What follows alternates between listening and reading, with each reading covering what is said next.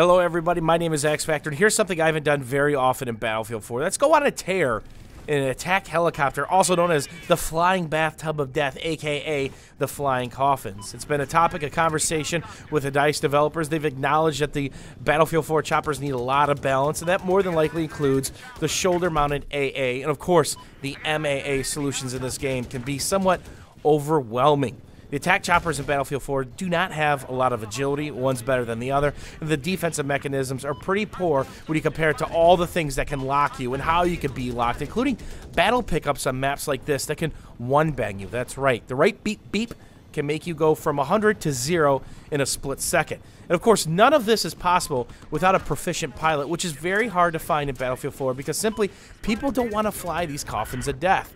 There's not a lot of cover, and again, everything and anything that can lock you, and again, some things you simply can't break the lock from if there's a PLD, or if you just can't find cover, which is very tough. The pilot's job is all about prioritization. What target do we need to work on? He's going to line me up, and as you can see, we're actually using chat because we're not in the same squad, and we're not using VoIP such as TeamSpeak, and I actually get a couple road kills with the TV missile on this round, which I always get a nice chuckle about because you got to get him square in the chest to make that happen as I think a body goes flying off in the distance, or maybe it was a bird. So it's up to the pilot to juggle not only the threats coming towards you, the locks, the direction of the locks, but again, the targets.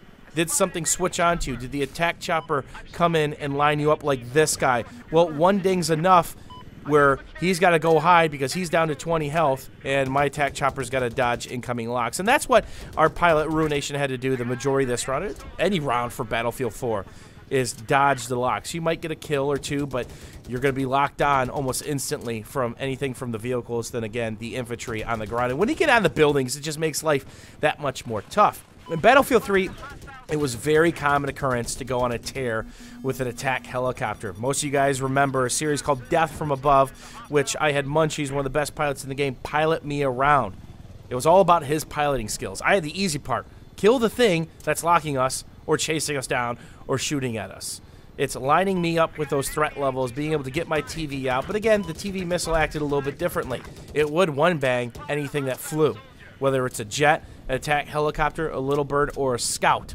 Now you just do 80 to those targets, but you critically immobilize them, which is usually enough to flip them if they're a helicopter, or put them into the ground or a building, and then they get the killed in action. So in Battlefield 4, you can't exactly go on those tears, and we've kind of talked about those reasons, but it's always gratifying when you happen to get on a roll like this, and this is worst case scenario. The battle pickups here, the lock-ons to my right. The question is, do I finish the lock? Do I finish the kill that's in front of me? And sometimes you see multiple locks. And this little spot, I actually cut it out here. He actually wound himself around the building because somebody had the battle pickup more than likely. They had to keep running around the building as he was falling down the building to continue that lock. And it actually saved our bacon. We've gone unblemished so far and just kind of staying back. The map's getting kind of dicey here, which is tough. When you have your gimme flags, those closest to your deployment, you could do a little bit of work and have that confidence that you're not going to get locked from below, trying to eliminate one of the threats to my pilot right there, and then try to lock on to everything else and shoot everything else that's locking on to us. And there's a roadkill, a little skish. Those always just feel so good. And trying to balance my reloads, basically. That's another good thing about having to run from all the different lock-ons is that you have plenty of time to keep your primary up as long as you're not reloading too soon and wasting everything that's in your mag. So we take control of the Tower of Power, and there are more threats coming in. This is never a good situation. Damned if you do, damned if you don't, and I'm hoping I got the right lock on, and nope, that is double heat seekers coming. So the question is, was he able to break those? And he was, and we got back down to cover and baiting the helicopter back into us, which this side of the map favors us. And I tell my pilot, hey, he flipped. He's no longer a threat because more than likely he didn't get any assist points for that. It's hard for him to know. And then on to the other flying threat of death. That's the transport chopper, which can be more dangerous than the attack helicopter. They are very strong, especially if the transport chopper lines up with you and both gunners are trained on you. If they rip you up before they overheat, you're going to be very low at health and probably immobilized. And of course, one extra lock on it is just going to wreck you. And I eliminate both the threats there, and I'm going to let him know that. Say, hey, I got both the locks, or the single lock that was coming in. We're down to one flag, and everybody is gunning for us, and they're throwing everything, including the kitchen sink, at us, which means the writing on the wall is that we're not going to last very much longer.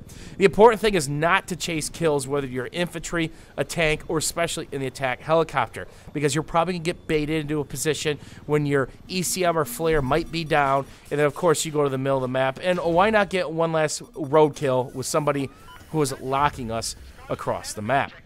It's going to be interesting to see what the developers are going to do to balance MAA, which they've talked about needing balance. That was one of the conversations for us when we were at DICE LA, along with the attack choppers. What do you do with them? There's so much stuff that locks in this game.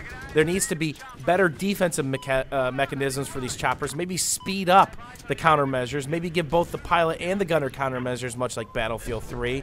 Maybe change some of the stuff that locks on, specifically the MAA, which is just the best infantry killing machine in the game because it can 5-bang people across the map with the 30 mil. And here's another attack chopper trying to chase us down where Ruination just rips into him. And I just put just a little extra pepper on the dish to season it. And these are the old school runs we used to do in Battlefield 3, except to be one TV.